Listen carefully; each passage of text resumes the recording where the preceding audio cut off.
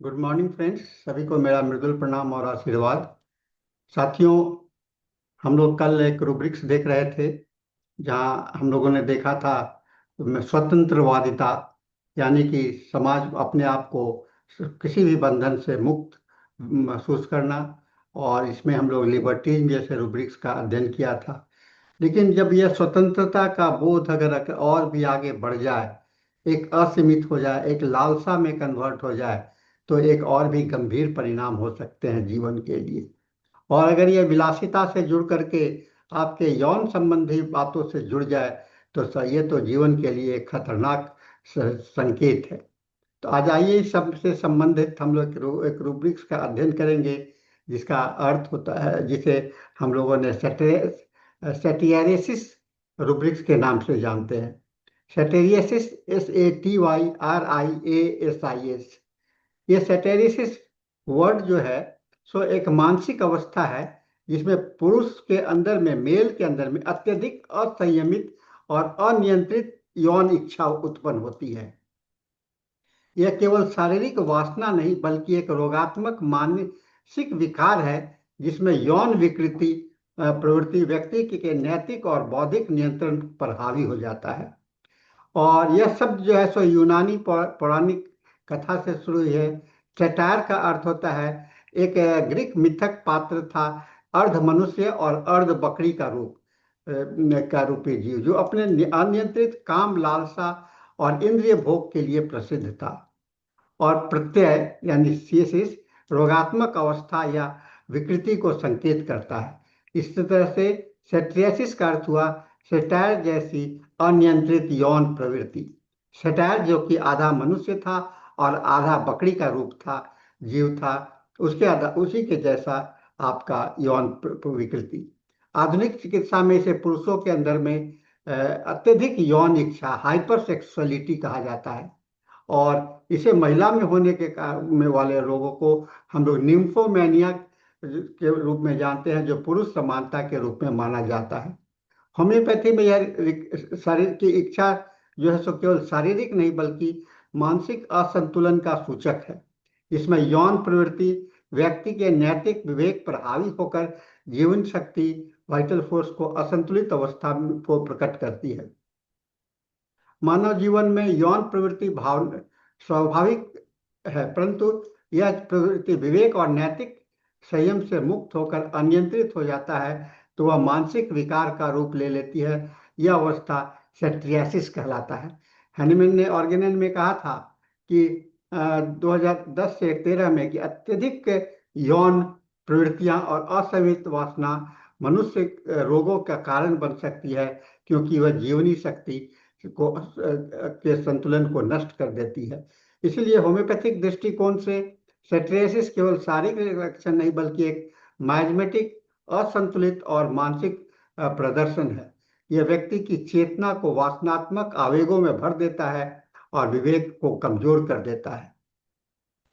इसका ऐतिहासिक पृष्ठभूमि देखें तो अभी जैसा हमने चर्चा किया था, यह प्राचीन और पौराणिक ग्रंथों में आप देखते हैं तो यूनानी संस्कृति में सेटायर अत्यधिक यौनिकता और भोगवाद का प्रतीक था। हिप्पोक्रेट्स ने फ्यूरर सेक्सुअलिस्ट के वर्णन किया था और ऐसे अवस्थाएं बताई जिसमें पुरुष लगातार यौन इच्छा में व्यथित रहता है, जिससे शारीरिक चिंता और मानसिक असंतुलन पैदा होता है। और मध्यकालीन काल में ऐसे अवस्था को पाप या दैत्य प्रभाव को माना गया। यौन अतिरेक को नैतिक दोष समझा गया, और किंतु पुनर्जागरण काल में चिकित्सकों ने इसे तांत्रिक तंत्र से संबंधित मानसिक रोग के रूप में पहचानना प्रारंभ किया। 19वीं सदी में ये जो साइकोलॉजिस्ट थे, उन्होंने इक्वेशनल क्राफ्ट एबलिन और चारकोट ने इसे मनोयौन विकार के रूप में वर्णित किया है। क्राफ्ट एबलिन ने प्रसिद्ध कृति साइकोपैथिया सेक्सुअलिस में इस विकृति का विस्तृत वर्णन भी किया है। होम्योपैथी साहित्य में डॉक्टर बॉनिगसेंस, डॉक्टर हेनीमैन, केंट आदि ने इसे माइंड रूब्रिक्स में सम्मिलित किया, जिसे यह सिद्ध होता है यह केवल शारीरिक विकृति नहीं बल्कि एक गहन मानसिक मानसिक असंतुलन है। आधुनिक परिप्रेक्ष्य में सैटिरिस इम्पल्स कंट्रोल डिजॉर्डर यानी कि अपनी अपने को कंट्रोल नहीं कर पाना, मैनिक हाइपर सेक्सुअलिटी के रूप में देखा जा सकता है। यह निम्नलिखित कारणों से उत्पन्न हो सकता है, जैसे मस्तिष्क के फ्रंटल लोब या टेम्पोरल लोब की क्षति, अत्यधिक टेस्टेरोन हार्मोन का निर्माण, शराब या कोकीन जैसे उत्तेजक पदार्थों का सेवन, और मैनिया, मस्तिष्क विकृति या दवा के दुष्प्रभाव।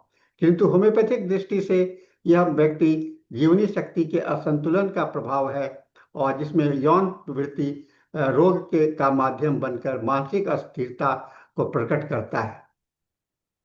इसके क्रॉस रेफरेंस अगर करें तो बहुत सारे रूब्रिक्स हैं जो कि सेक्सुअलिटी से संबंधित है। उस सभी के साथ ये कहते हैं, एक जो है एमेटिवनेस इंक्रीज, यानी कि अत्यधिक स्नेह और प्रेमाभिलाष जो यौन इच्छा को पूर्ण कर सकता है।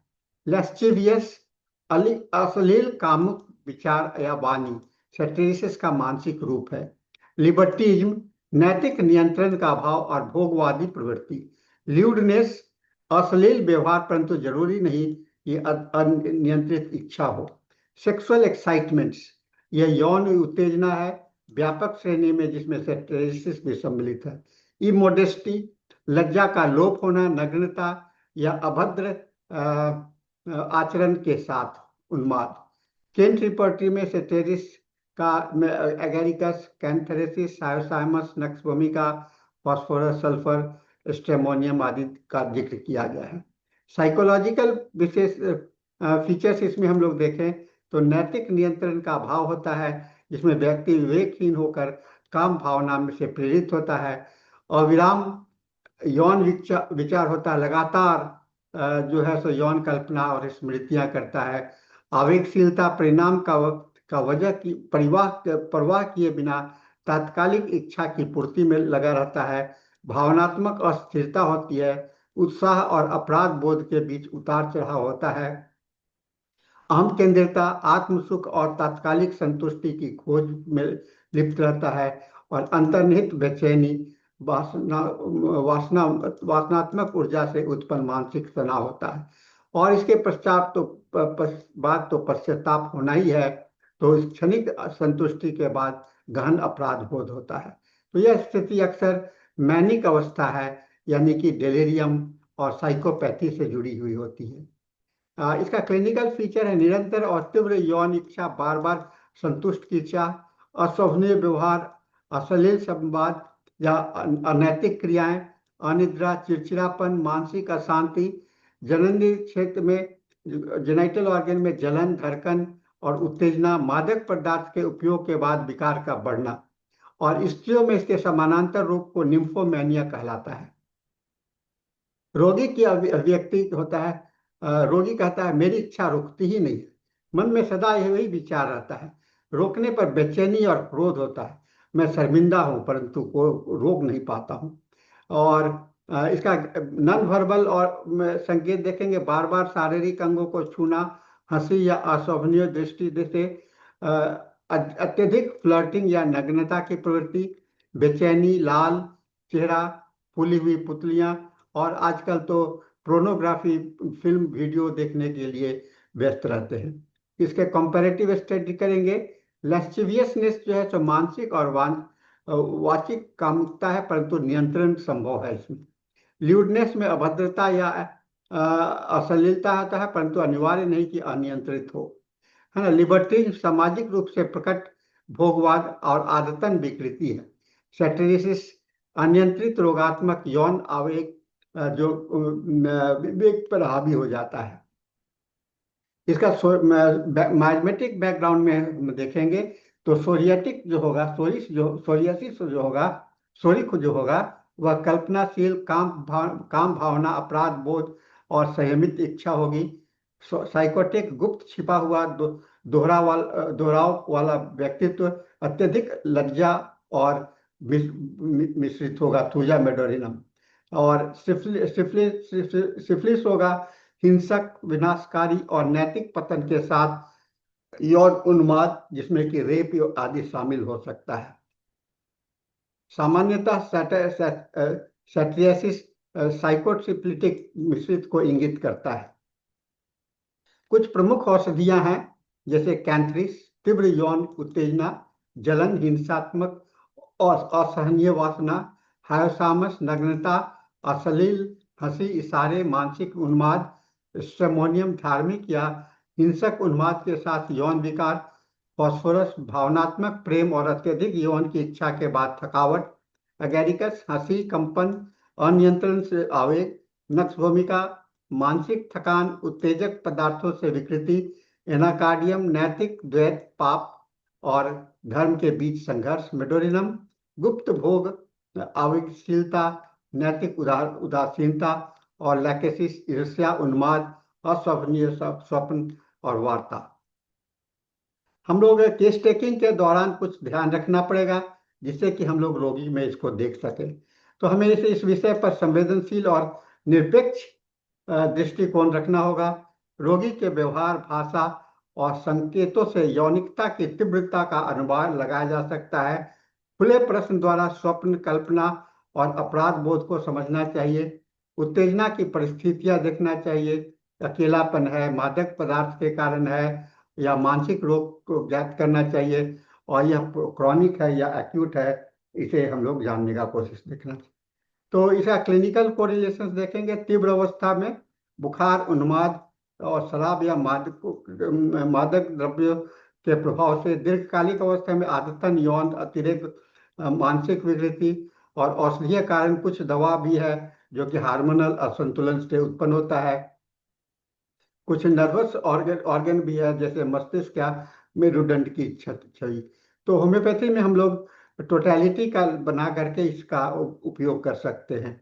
और दार्शनिक और नैतिक व्याख्यान है। सेटेरिसिस मानवीय जीवन में विवेक और प्रवृत्ति के असंतुलन का प्रतीक है। यह प्रेम का वासना में रूपांतरण है।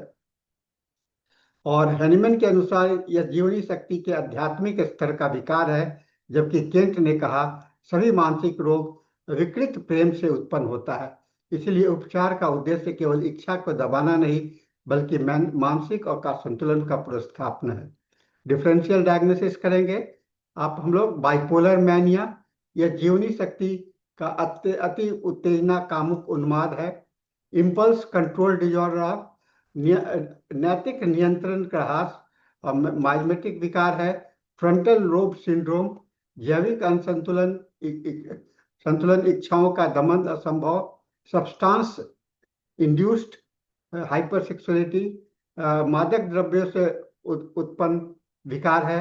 और एरोटिक मैनिया, सिजोफ्रेनिया, विभक्त चेतना, आत्म विलय की प्रवृत्ति होती है। रिपोर्टरी में इसका स्थान है। केंट रिपोर्टरी में माइंड सैटेरिसिस है। थेराप्यूटिक पॉकेट बुक में जेनाइटल एक्साइटमेंट और इमोडिएट डिजायर के अंदर है। सिंथेटिक रिपोर्टरी में सेक्सुअल एक्साइटमेंट, ल्यूडनेस और लिबर्टीज से संबंधित है। मर्फी में से मैनिया सेक्सुअलिस और एक्सेसिव डिजायर के अंतर्गत सामान्य भी औषधियां हैं। और सिंथेसिस रिपोर्टरी में यह सेटेरिसिस इंडिपेंडेंट रूबिस के रूप में है। तो हम लोग माइमेटिक इवोल्यूशन इस प्रकार देखेंगे। सोरा जो होता है तो कल्पनाशील, ये प्रारंभ होता है कल्पना से, रोमांटिक विचार से और अपराध बोध से। इसका विस्तार साइकोटिक में देखा जा सकता है। गुप्त भोग, पुनरावृत्ति, श्रम और अपराध मिश्रण।